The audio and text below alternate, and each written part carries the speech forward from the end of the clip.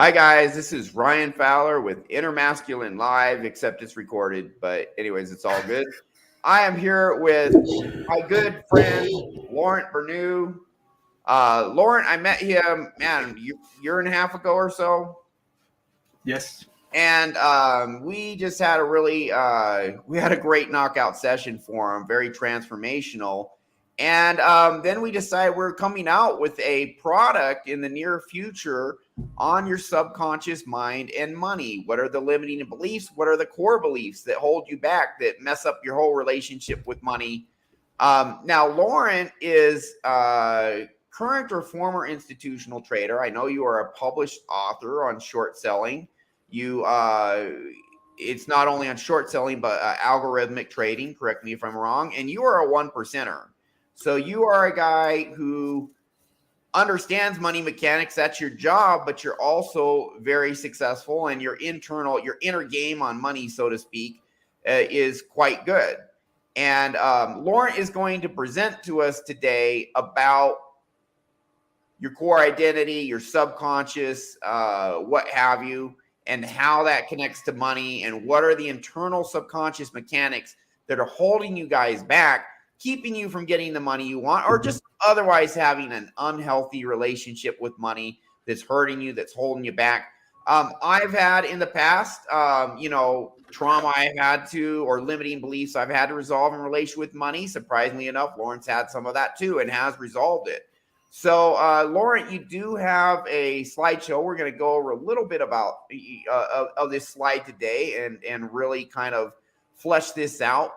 You know, what's a relationship with money and our subconscious, and how can our subconscious programs serve us or really mess things up in relation to money, and how important our subconscious is. But before we get started, Laurent, is there anything else you'd like to say about your journey of connecting the dots between your subconscious program, subconscious identity, and money with you?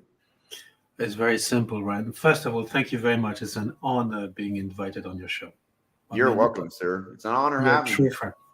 You're a true friend. And as a testimony, if anyone asks you if you can jog on water, or if you can transform water into wine, the answer for you is yes. Oh, come on, of power.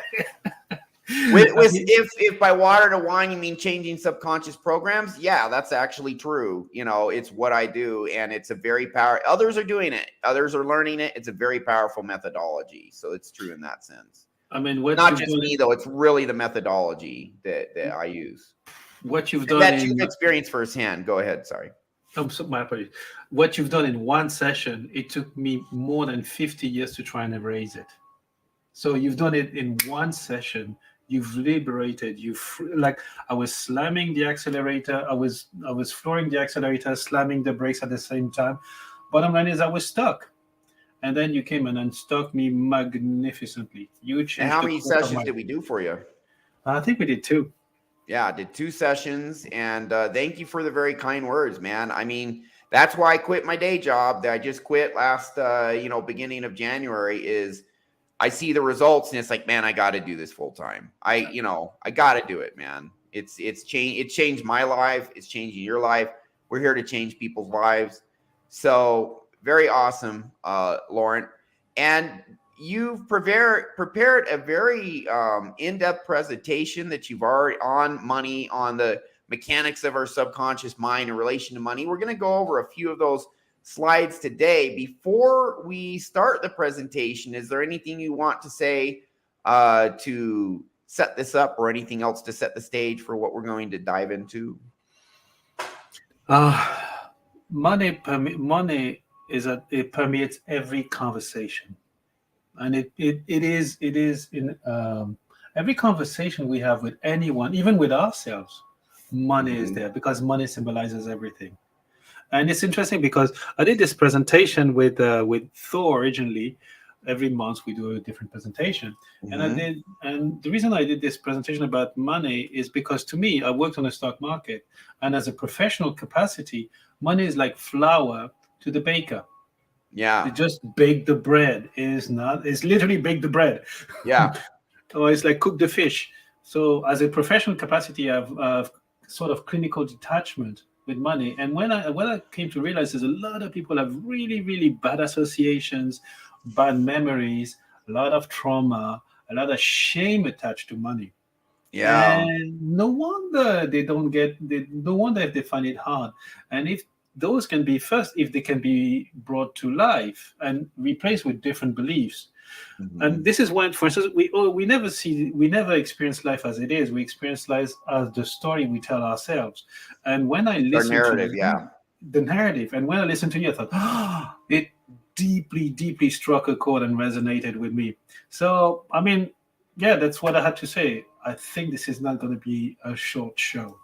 Okay, man. We'll see. I told him let's keep it to 40 minutes. Let's see what's happened. I do have one question. You said before the session with me, you had 1 foot on the brake, 1 foot on the accelerator. What does that mean? It means that deep down, I was not. I felt that I was not good enough.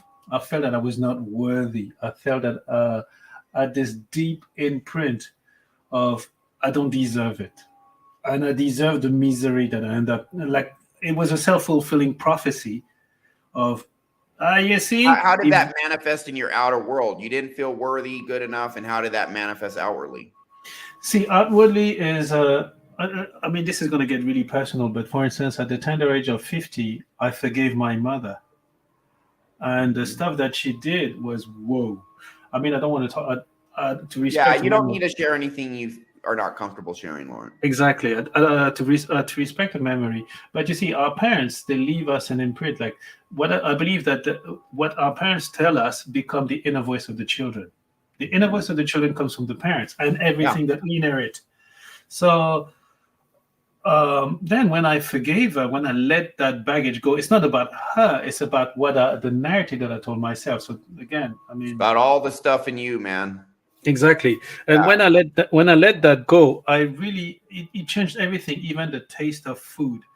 And when we Wow. did this session, I I mean, it was so freeing because finally I was back to who I was as a kid. I became playful again. I didn't have to carry all this luggage. I didn't Yeah. have to pull all this. It just went away. It's interesting when we did the session before this. I mean, before the session, you elicit all the belief, right? And it was Mhm. so dark. Like I thought, whoa, man, even my issues have serious issues of their own. Then after Yeah. the session, when you redo this, when you reread it, I felt sadness and compassion for who's that poor fuck? Who's that sorry, I sad fuck? remember you're like, whoever that is, I feel sorry for him. It's like, yeah, that was your old belief system, Lauren. Yes, and it was gone. It was gone. So like once you liberate that, it really felt like the what's was that the David of Florence, like the removing the stone out of the David statue in Firenze. Yeah. Okay. It really Very felt like. cool. All Well, right, it's my honor and pleasure to help. Let's go ahead and dive into these slides here. So let me add this in. All so right. so So let's start here. The reason why I want to start okay. with Jiko Okay. Shokai is in Japanese. I live in Japan, Okay. and the beach that you see here is where I used to windsurf as a kid. It's Noswata, New Caledonia. So Gorgeous. it's thank you, baby. So Yeah. I mean, this is a presentation I did across several group like Thor, Yeah. MLD, King Dre, and this is From the presentation with. bottom 1% to top 1%. That's amazing. Exactly. I really grew up in the bottom 1%. At the tender age of 7 years old, my father had a brain stroke and then he was 70% invalid. And we Mm. sunk into abject poverty. When I talk about abject poverty, I thought, there's this fantastic affluence. This is a world of abundance that they call the poverty line. If only we could be poor. If Yeah. we If could only be. you could be that well off, being e- poor instead of absolutely destitute. Exactly. Wow. Okay. So I remember I had three T-shirts, and I had a few more T-shirts, but I remember one of them had only three holes, and I thought, "This is awesome." So My favorite shirt. It's the one with the least holes. Only three. exactly, All exactly. right. Very cool. So then when I went to France, I was I worked three jobs, and I went to France. And in the morning, I was working in a cafe for drunken sailors and so on and so forth. Then I was working in a bank, and at night I was welding in a factory. And when I went to France, people from Burkina Faso told me, like, because we were in a hostel, in a dormitory, and I was the only white dude, and there was all of Africa over there, all of whites, not all of French-speaking Africa, and I was the only white dude. And I remember guys from Burkina Faso telling me, like, dude, you white men, you're really, really poor. And I told them, Congo Benela, which means I'm hungry. Yeah. If you feed me. So, and Burkina Faso is super. I mean, it was 180th poorest country. Now it's really, Well, so Laurent, you were already successful before, I did any sessions for you. So what was it internally in your mindset that took you from destitute to, because you're already very successful by the time I came across you, we did a session. What was it internally that drove that for you? that's a story of the glass half full, half empty. Okay. So that's the story of I'm not good enough. That's also, even that is a manifestation of toxic shame, because I don't feel safe. When I was 9 years old, my mother told me that, hey, you're just a cost. You just cost us money. And I swore to God that the minute I can work and not be a burden to anybody, I will. And from the age 14, and then from the age of 16 onward, I've worked nonstop. So it was this sort of fear of the ends, like fear of not being safe, the fear about money, the fear of also like the social rage, the social revenge. Mm-hmm. So, and always because my father became handicapped, so I had this imprint of maybe I can be poor, it can come like this. And interestingly enough, the day after my marriage, I was wheeled in the ICU and I nearly died. And it and it was the best thing that ever happened to me in my life. Because after that, Wow. I came back to Tokyo. I nearly died twice, by the way. And glad you're still here. Thank you. Thank you. And then I developed this company, which is now my as a side business. And I developed this real estate company in Japan. And it was really a sideshow. And it became my main show. And now, fast forward, 11 years down the road, we have 7 buildings, 97 apartments. It's nice. Wow. It's not entirely atrocious. So that's me in a nutshell. Thank you. That, and being a foreigner, being a real estate entrepreneur in Japan, I mean, that's not the easiest thing you can like. No. There are easier ways to make hard money.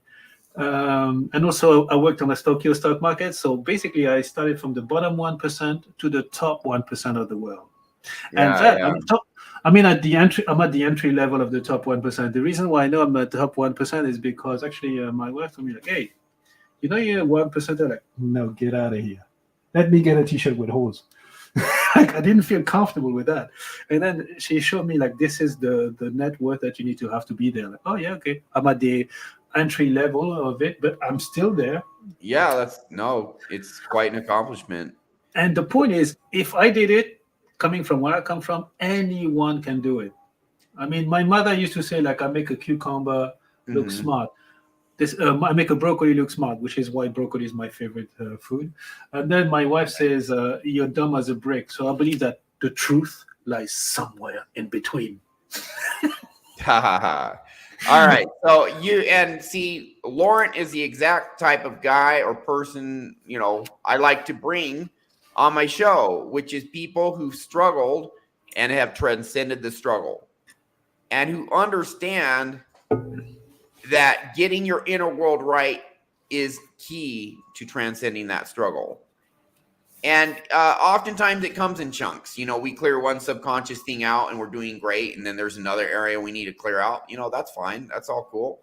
So we have here the Maslow hierarchy of needs. And this is just reading the top. Money permeates all layers of the Maslow pyramid. And so what is the takeaway, the importance of the fact that money's in all of these layers of the period? Why is that important? So the idea there is money permeates every conversation. Every conversation we have is a hierarchy, or it's not necessarily express hierarchy, but every conversations we have, every thought we have, money is somewhere. Mhm. So money is in all layers. And the Maslow hierarchy of needs is interesting because this is a very simplified way to look at the world, but it's also quite true. So let's start with from the bottom. And you see that actually money is at every core, and it's not necessarily expressed as money, but the symbolism we have with money. Example: food, shelter, and what was the third one again for all the guys? Yep, it's probably sex. You know, Love, people say belonging. So sex is, yeah, okay. sex Sure. is everywhere, right? Yeah, that's So where I'm at right now. I've been stuck at that for a while. Just kidding. I honestly, I think love and belonging is probably the last one for that I've I guess made progress on, and I have made a lot of progress on that. But oh, I got esteem and a big part of self actualization down way before I got my love life sorted out. So that, interesting side note there, but the love and belonging is also another way is like basically the idea of mating is love and belonging. I mean, to give you an example, for instance, we talk that's where about hypergamy comes in, and women love guys who can provide resources, right, to keep the them nu- safe, take the care of the the kids. the number one leading indicator of divorce is when guys lose their job. Yep. That's the number one predictor. Or the That wife starts making more, even though oh that even if they have a job, that'll do it too. then contempt seems in, then okay, the guy is not necessary anymore. Okay, I can do without him. So there's very treacherous water. Yeah. Safety, obviously, safety money is very, very important, and not through cast stones at your country, but people shouldn't go declare bankruptcy because they have health issues. So Mm. self-esteem, for instance, money commands respect. I mean, if you dress the part and if you act the part, you're gonna get there. And Uh, some people use money to try to bolster their self-esteem. There's a lot of problems with that, but it's a very common thing. You see, like it's interesting because rich people like to scream. Rich people are loud, and wealthy people are discreet. This is something we're going to talk about. And Yeah. again, this is linked to toxic shame. We're going to take in the next slide. We're going to talk about it. You're saying that as I wear my Versace shirt. Yeah, my man. All Here right. we go with the Lacoste. Versace. All right. So Versace. camp does that put me in? I don't know. All right. Hey, I don't even have a car now though. So what's that say? You know, I'm Ubering everywhere. But that's Mexico City for you. I don't want to drive Mexico City. Screw that. To hell with that. What happened to your Porsche, by the way? I sold it. So, some of you guys know I used to have a Porsche 911 Turbo. It was my dream car. You know, it's great. I actually had a BMW M car before that, which was also really awesome. But yeah, the Porsche was the best. But the used car market was crashing about last July or August, and I'm like, oh my goodness, if I don't sell my car now and I wait until I go to Mexico, I might get 20 grand less from my car. So I sold it. I actually got 9,000 more when I sold it than when I bought it because the market was still at a top. And I think my car has stayed on the lot for like 9 months now. It hasn't sold, but when I sold it, I got 9,000 more than what I paid for when I bought it. So I sold it at the right time. I actually didn't have a car for my last 5 months in the United States, but I'd rather keep another 20 grand in my pocket. And I had it for, a good chunk of time, and it was great. It was a great car. But now in Mexico City, if you know what Mexico City's like, I don't think anyone should drive a 911. I mean, the street I'm on, the speed limit's 20 kilometers per hour, and it's not a parking lot. It's a street. So 12 miles an hour, 12 and a half miles an hour. And it's just because traffic is so heavy. I think the drivers here are slightly crazy. I think I'd get in a wreck if I drove here. So it's Uber all the way, man. Uber all the way, and I could go anywhere. Okay, the downside is I got to wait 3 to 5 minutes for my Uber. The upside is absolutely everything else. So moving on with that. So I think the point we wanted also to make with this hierarchy of needs is money permeates every aspect of our existence, which means it is tied to our core identity. It has permeated our existence that much. You cannot not have subconscious programs about money. You cannot You get got out to of the get your game. subconscious right about it, because if it's not right, then it's wrong, and that's going to really screw you up in your life, because it's such a core part of our existence and our identity and our subconscious belief system about money. It's core. You got to get this right, or you're going to struggle. Money is an infinite game. You see, so money is a complex game because if it permeates all layers and all conversations that we have, you see, for instance, self-actualization, it's much easier to be self-actualized when you're Bill Gates and you have a foundation than when you're a social justice warrior with pink hair, a bull ring, Oh, and yeah, yeah. crumbling under study debt. Like, yeah, society is wrong. Yeah. Okay. Go pay your debt. Latte, please. Yeah, exactly. Go make Well, me a and latte. love him or hate him, the ability for Bill Gates to make an impact on the world is far greater than some broke ass, traumatized, dysfunctional Antifa dude shouting and yelling and beating someone on the street. Exactly. He has a massive amount more influence.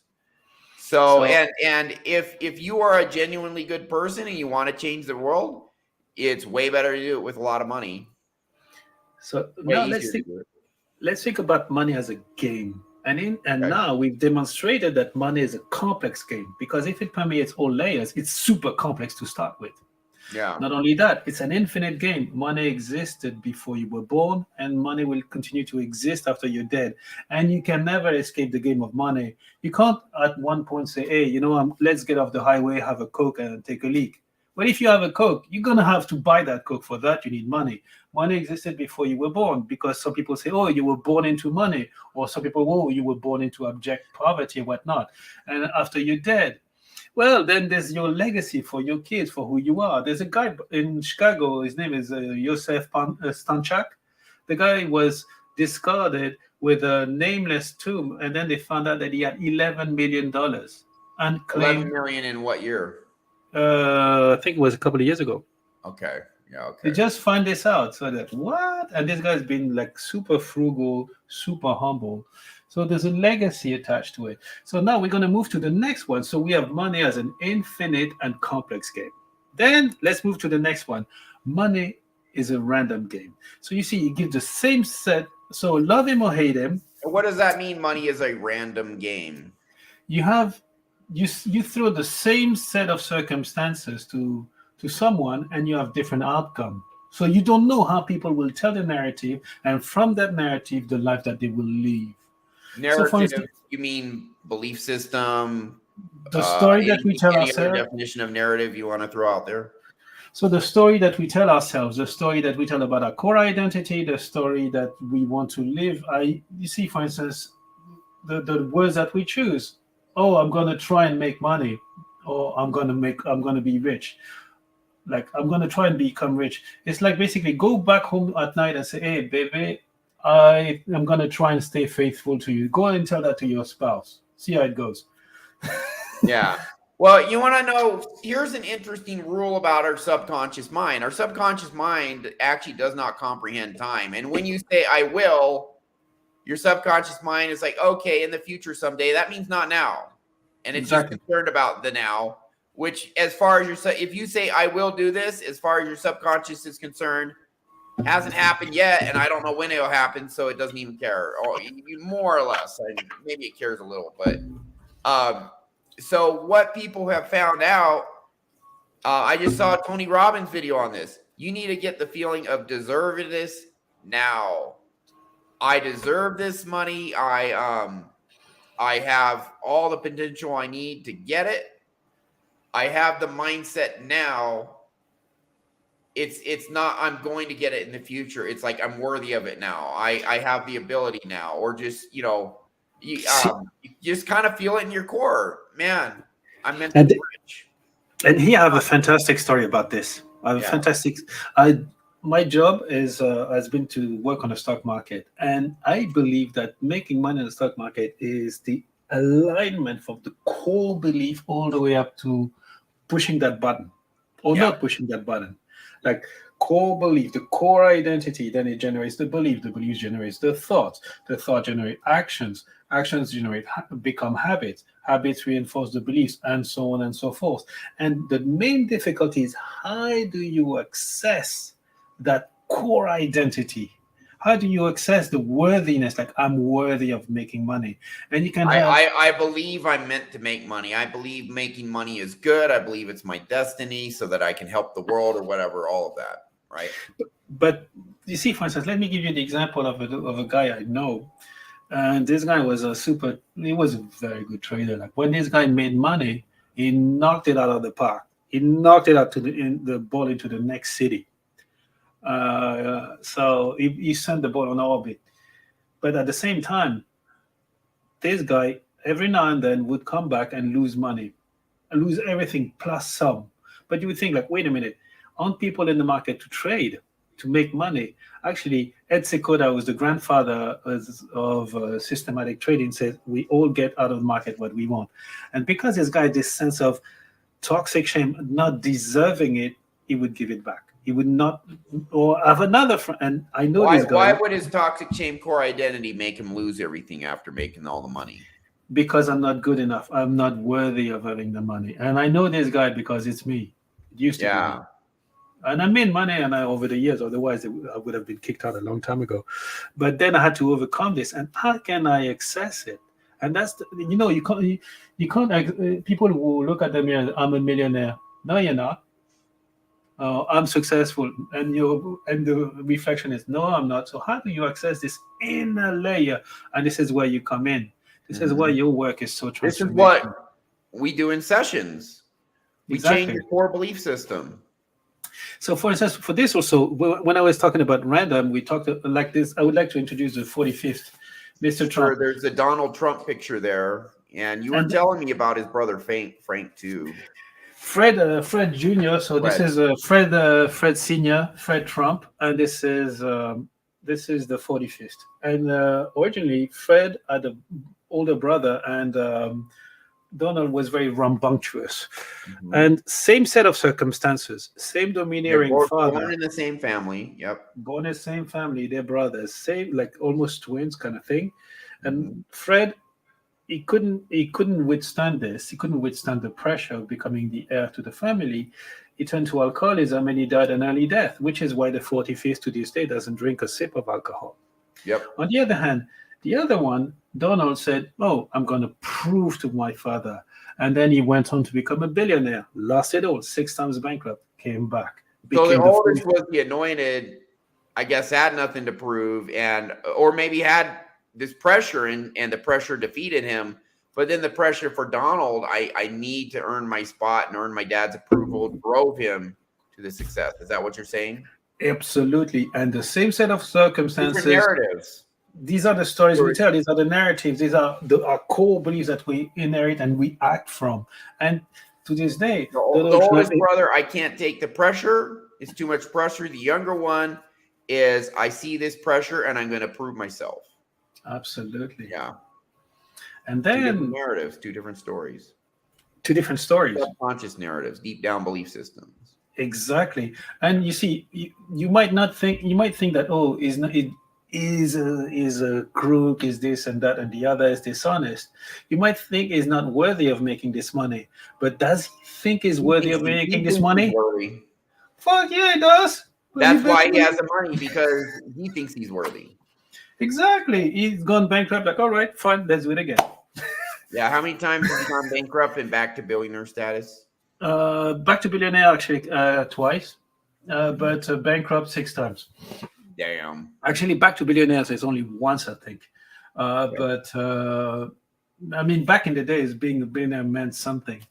Yeah. So anyhow, and to this day, he's trying to prove to somebody who's been dead for 30 years that he's worthy of love. And his expression of love is money, power. You see, the symbolism of money. And this is where also I would like to tie to religion. If you talk, for instance, to Christian people, if you do the sentence stem cell completion, like Nathaniel Branden, the father of self-esteem, always talked about. Yep. If you ask anybody, money is to a Christian person, like, money is the root of all evil. Yep. But actually, Yeah, and the scriptures, the book of Luke, I think, says the love of money or the love of filthy lucre is the root of all evil. there you go. Yeah, the love of money. Somebody's done his homework here. Yeah, well, I was raised religious, so yeah, I had it drilled into me. But you see, you had it drilled into you. It's a subconscious programming. Mhm. Or, for instance, if we talk about Proverbs, oh, money does not, and then money does not grow on tree. Oh, you see, we have all this subconscious programming. And our parents, for instance, when we little kids, we believe that our parents are gods. They're god-like figures. They Yeah. can do everything. We idealize our parents because we need them for survival. So we idealize them. So we feel they're able to take care of us and we're safe. And when we idealize them, they are like our gods in a very real sense as children. Yeah. And 100% of our parents in every single family, bar none, 100% of the cases, parents at one point or another quarreled about money, even the rich ones. Yep. So and you see all these gods that are defeated before money. Like when you're a kid, this leaves a very strong imprint on who you're going to be. Mm-hmm. And very strong, very powerful stories, like the stories, for instance, me at 9, that, oh, you're only a cost. Like that amount of shame, whoa, that was powerful. But that made you draw a narrative, I will never be a liability again. I'm going to earn my way. Exactly. And that was a conclusion or a narrative you created as a 9-year-old, I think? Yes. And then how many years of your life from then on did that direct your life? Well, I would say the next 40 of them. But you see, that's our subconscious is. We form these beliefs in childhood, and for most people, the rest of your life or for several decades, these belief systems are core to your behavior. And you see, for instance, for a lot of these stories, a lot of those proverbs, and a lot of this, or education, for instance, you have a bunch of how useful, like people are taught ridiculously stupid shit at school, but we are never taught the two most important things is how to succeed in LTRs in marriage, because like marriage is by far the most important financial decision you will ever make in your life. Yep. Tell that to all the divorced dudes, they'll tell you. And the fastest way to lose the fastest way to make a little fortune out of a marriage is to start with a big one, with a big fortune. Then also how to balance the budget. So the important stuff we're not taught at school, but we're taught a bunch of useless shit like critical race theory, gender studies, ridiculous stuff. Like English literature. You're not teaching us the real core important stuff. The stuff that matters to your life. Yeah. We're not, or for instance, another toxic shame that is directly related. Let's define what toxic shame is now, before we dive too much into it. I am not good enough. Toxic shame. My very first video on my YouTube channel is about toxic shame, and that's what we're talking about here. So I'm not good enough. Toxic shame. How does this whole page about toxic shame? So go ahead. Toxic shame is I am not good enough. You feel that deep down. So go ahead and relate that. How does that relate to money, feeling not good enough? You see, we established in a couple of slides ago that money permeates every conversation we had. So money is everywhere. So does toxic shame if you have it. Well, it can. If it's a core belief, it can. Yeah, toxic shame. And then we all have a version of I'm not good enough. So for instance, it might be I don't feel safe. So see, when the foundations of our core identity start with I'm not good enough, then everything we try to build on top, think of it as a house or as a building. If the foundations are I'm not good enough, then everything we put on top is either a survival mechanism or it's an adaptation.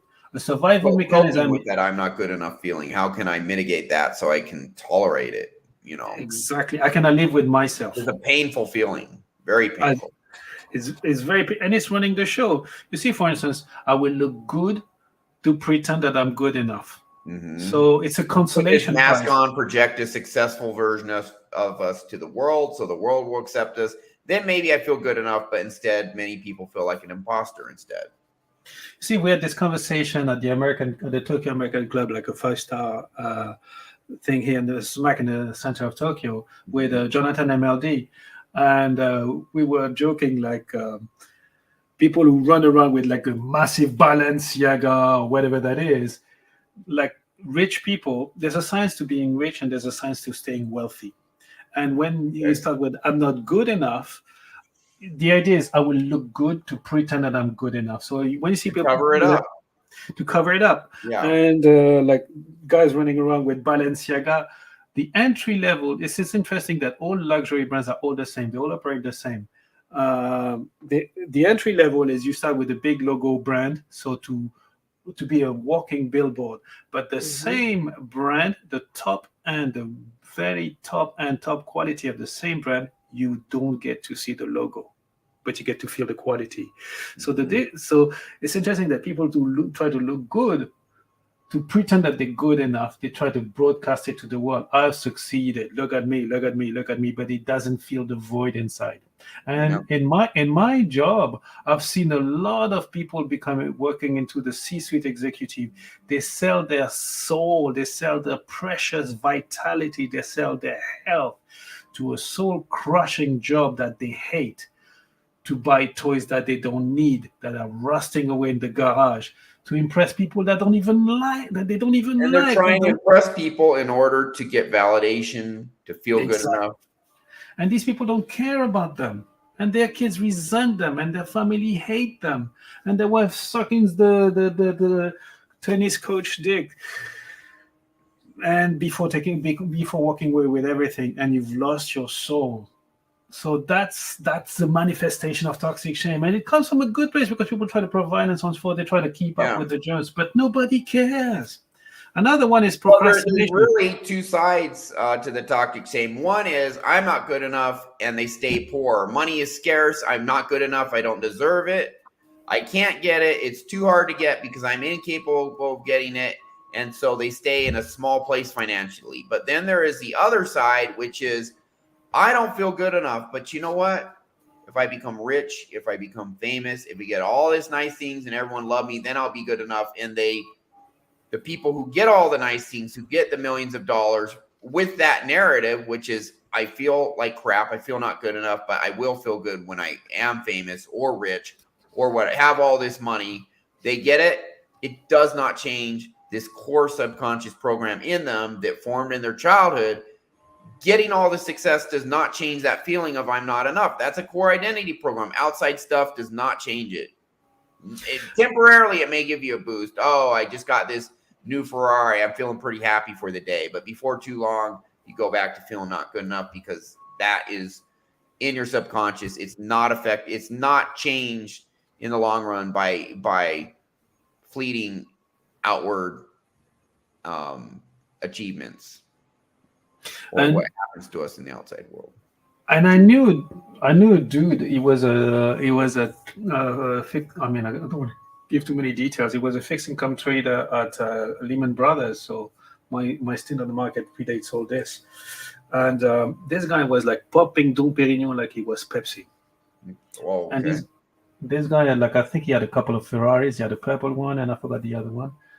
And this is what you see all these people feeling not good enough and doing all this to compensate. Is that right? Yeah. And Lehman Brothers, and this guy was he was doing blow and hose and so on and so forth. So here comes Lehman Brothers shock. Boom. I think it was 4 or 5 months down the road, the guy declared bankruptcy. Mm-hmm.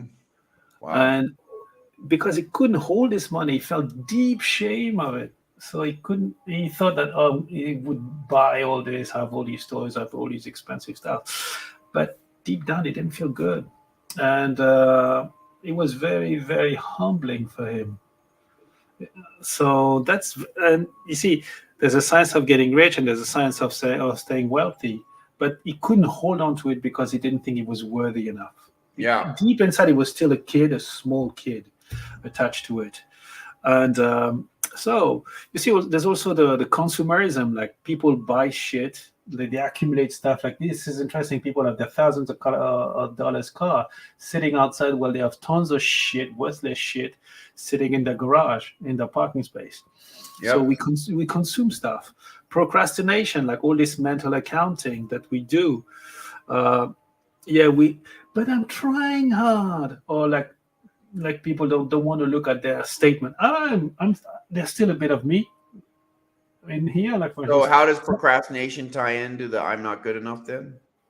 the whole, like, I don't want to look at it. I don't want to look at it. I don't want to look at it. I don't want to face the problem. I'm going to do something that is Gotcha. good. You could have But financial problems being ignoring those and procrastinating those because you don't want to get triggered with this. Man, if I look at that, if I look at this problem, it's going to trigger my toxic chain, make me feel not good enough. That's super painful. I don't want to face that. Is that what you're talking about? exactly, avoidance. We avoid it. Our brain, this principle, I'll say it over and over again, explains a ridiculous amount of human behavior. Our brain motivates us towards pleasure. Above all, our absolute strongest drive, avoid pain, including emotional pain. Toxic shame is the most painful emotion we have. I know it's on a spectrum. Some have it a little, some have it a lot. Some have toxic shame specific to certain contexts. Some just feel not good enough, period, as a core belief. But overall, it is the most painful feeling that we have.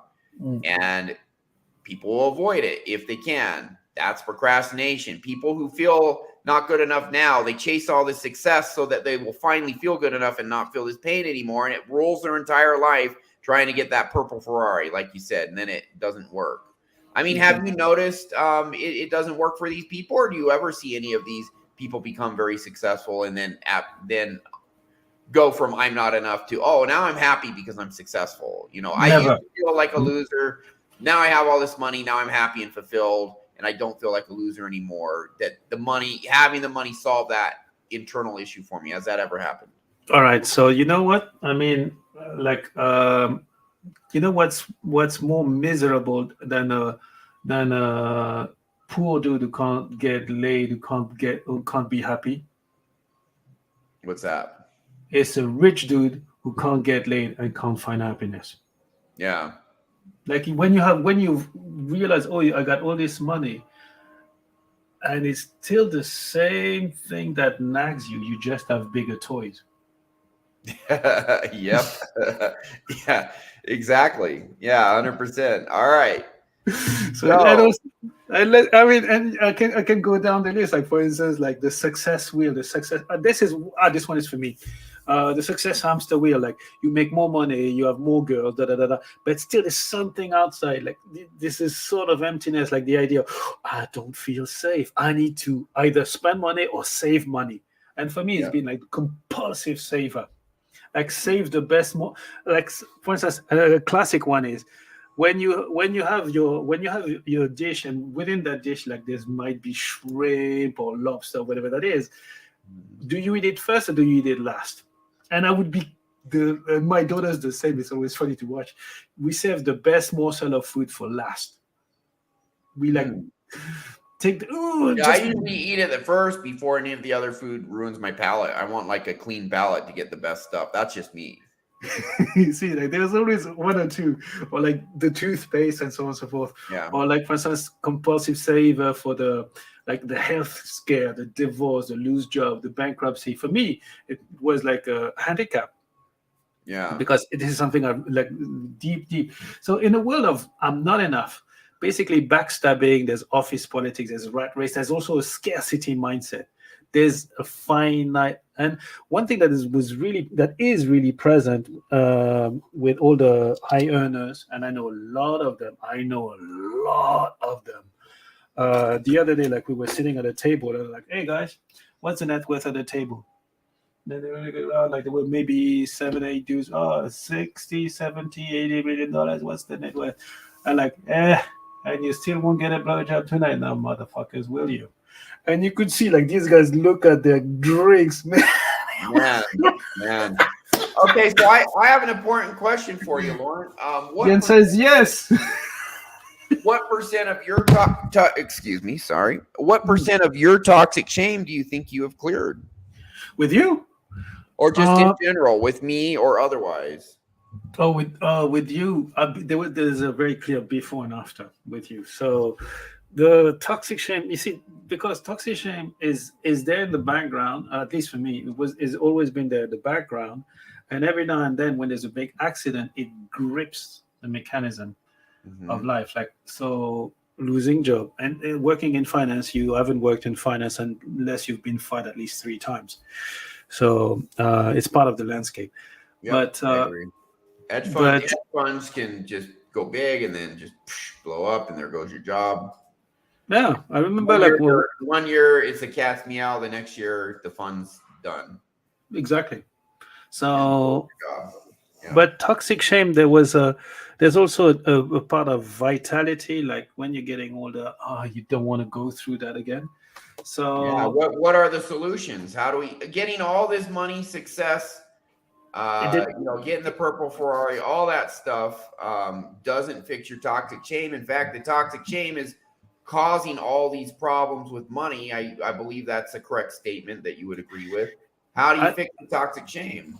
it just Is it just doing sessions with me? I mean, it's not me, it's the technique. I mean, I've had other guys on the show like Jordan Kurtz, Brent Caldwell, who are doing hypnosis sessions. I'm going to have Tim Costello. These are Teresa K. All using wow. these methods. You know, but is there anything else to fix toxic shame that This is, that is also helpful? What do you think? I mean, what you do is basically the idea of loving yourself. You see, for instance, in all this world of buying like the purple Ferrari kind of thing, admiration is the currency of the realm. Yeah. You run around like, wow, man, look at this Lamborghini, but nobody sees the poor schmuck that doesn't fit in his clothes inside, that has Yeah, all why these don't you like try and learn how to admire yourself, and then you won't need others' admiration. Give yourself approval. exactly, and like resetting the locus of control back to yourself, back to your early self, and learning to love yourself, and with the simplicity. So, And I how much mean, more effective is that? I mean, it's the oh, key. It's the key, right? Is there anything more effective than through hypnosis or otherwise getting all this toxic shame out and learning how to unconditionally love and accept yourself? Is there anything more effective that you know of? no, I mean that gives that much result that fast. Nothing I know of. Yeah. Nothing. I've done large group awareness training like the It sounds landmark. woo-woo, but it's the truth. It's the key. I mean, it's interesting because when we did it, the first one, I carried myself differently. Literally, and I Oh was yeah, on your energy shifted. Yeah. completely. Yeah. And the more I do it, the more it's like is removing the stone out of the David. It's like okay, then you free up yourself, and your way of thinking changes. You Yeah. know, it's interesting. Like it might be the exact same set of circumstances, but the way you think about yourself changes.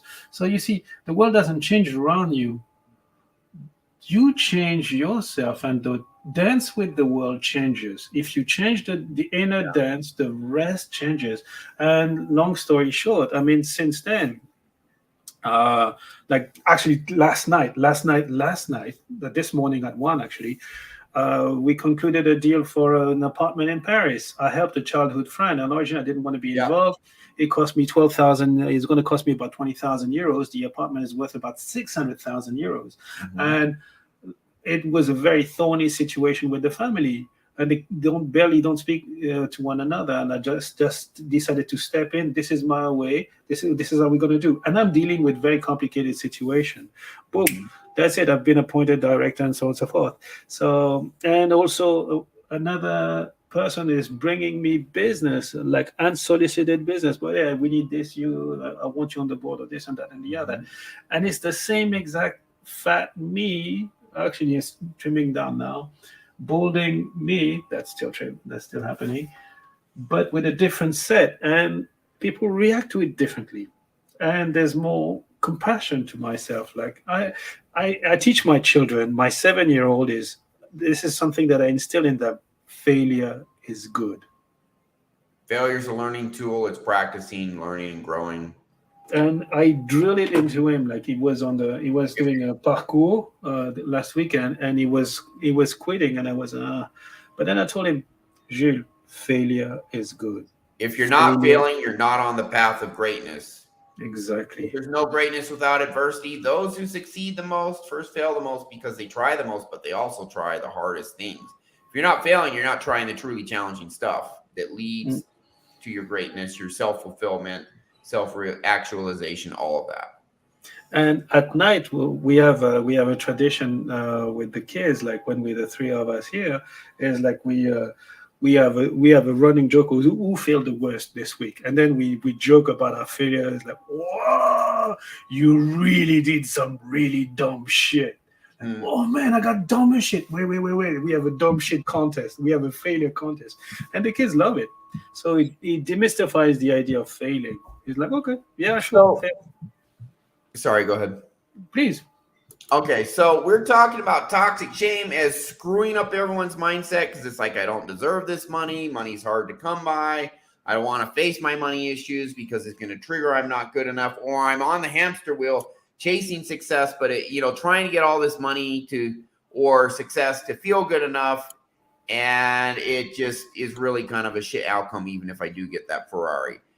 So what we're saying, I think what we've established is get rid of the toxic shame, get in your core, unconditional self-love, unconditional self-acceptance, a sense of the deservingness, of worthiness for success and money, that you can get it, that you deserve it, you're worthy of it. You got to do the work. You got to do the work, but as far as your value and your deservingness, it's already there. You just got to go out and get it and do it and put in the effort. So once you have that in your core, how does that change everything with your relationship to money or anything else you like to mention? It's interesting, for instance. Let's go back to the religion. And Sure. I literally rewrote what I'm telling myself about money. So, because when I did this work to do the presentation, I realized, wait a minute. I have all this stuff in me, and I didn't know that I had it. So eliciting those beliefs is very important in the first place. If you don't excavate, what were those beliefs? I'm sorry, I missed that. I had a whole bunch of like negative beliefs that I inherited, and I just played on eliciting those beliefs. So, okay, gotcha. And then I said, hey, let's rewrite the narrative. So to me, for instance, for a lot of people, oh, money is hard to come by, money is this, like all this negative association. But to me, money is a language. Money is a language, and I want to know the syntax, the grammar of money to write the best novel adventure that I can possibly write. Cool. To have the best. You see, that's so much more enrolling. Like, oh, what? Okay, that's cool. See, that's a narrative that serves you. Exactly. And with this kind of tied to learning. It's tied to learning. I want to learn the language of money. Exactly. Yeah, getting a learning mindset removes fear of failure because you always learn from the failures. And if you're focused on the learning, you're good. Failing is good. You can. Sometimes we win. Sometimes we win. Sometimes we learn.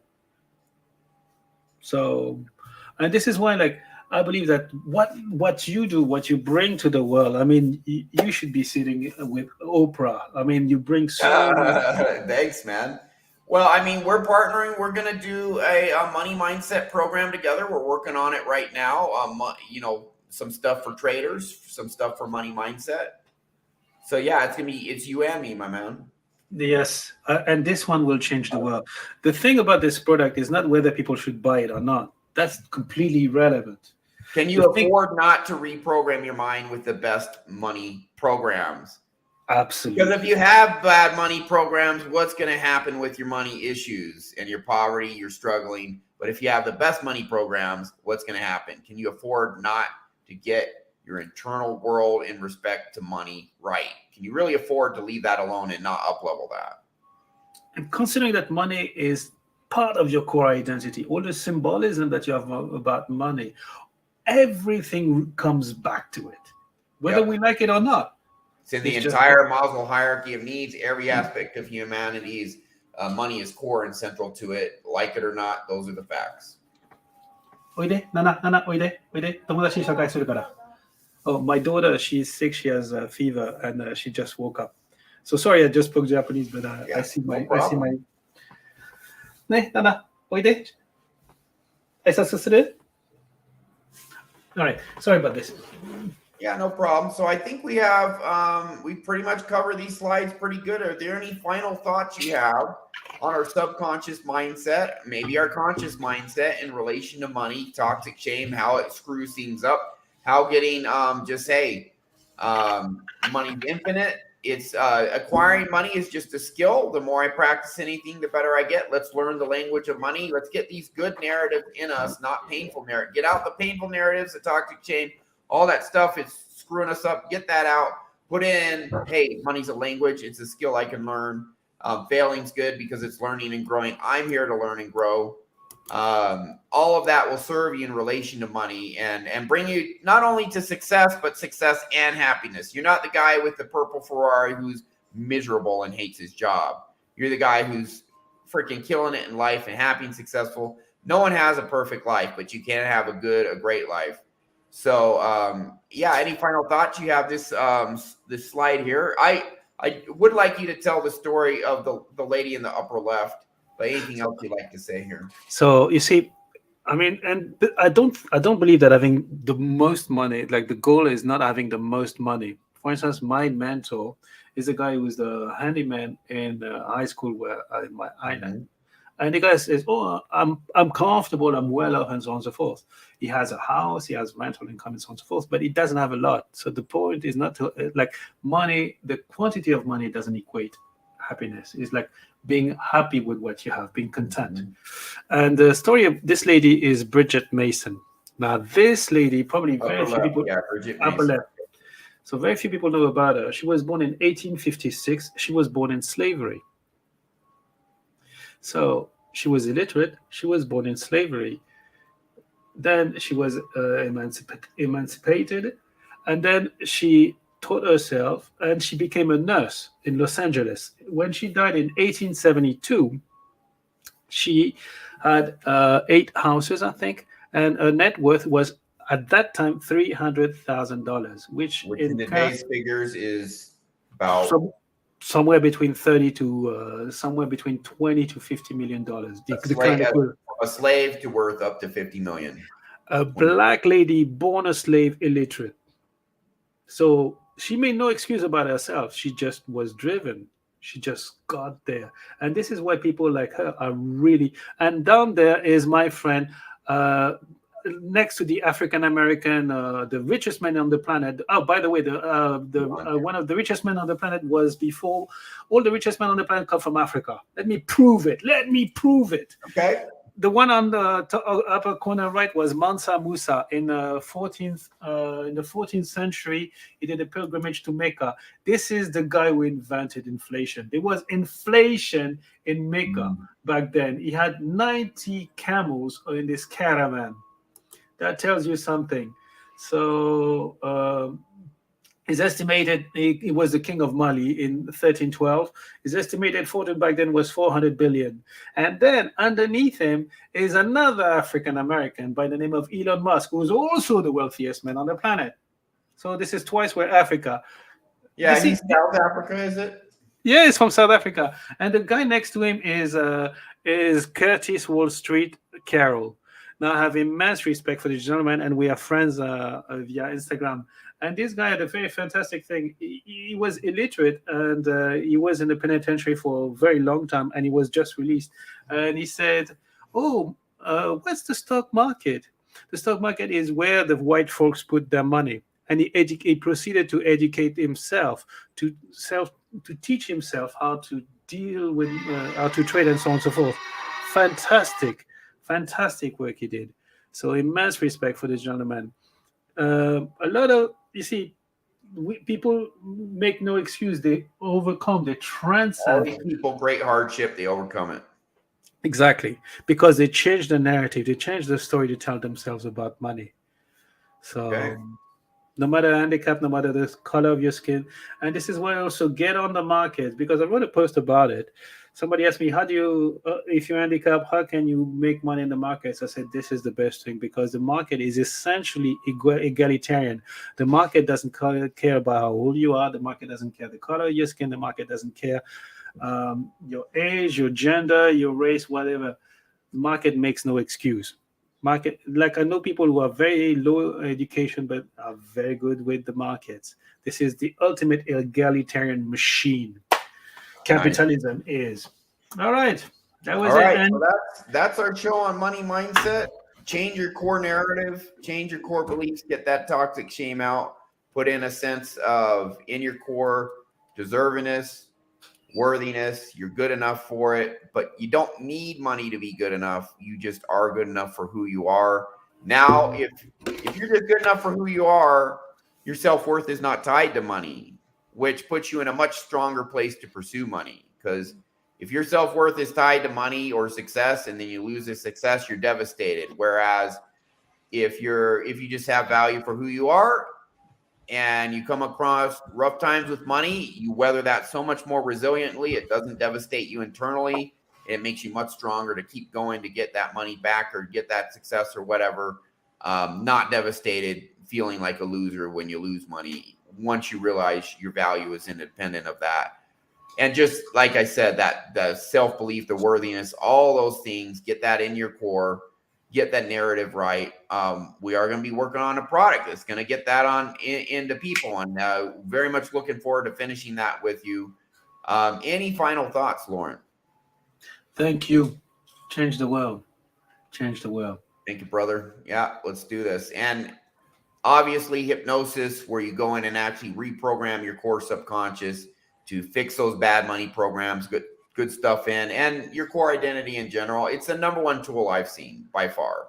There are other very good techniques, but man, you can just surgically find the bad narratives, get them out, surgically put the good ones in. I mean, it's not the only tool we use, but it is the best tool, and it makes a huge difference. And it's been an honor for me to make a difference in your life, Laurent. You're making a difference in mine. So yeah, let's change the world, man. Why not? Let's kick some ass. So let's see. In order to stop sharing this. Oh, let me stop sharing. Oh yeah, that's you sharing, huh? Or sorry. All right. There we go. There you go. So that's our show for today, guys. This is a 1%er, bottom 1% to the top 1%. He has had to internalize this in order to have not only the success, but the happiness and self-worth and sustained, now sustaining, for quite some time, sustaining wealth. So he knows about these mindsets. He knows what he's talking about. Thank you, Laurent, for sharing your concepts, your story. Remember, guys, it's an inside job. At the end of the day, you have more power than you know.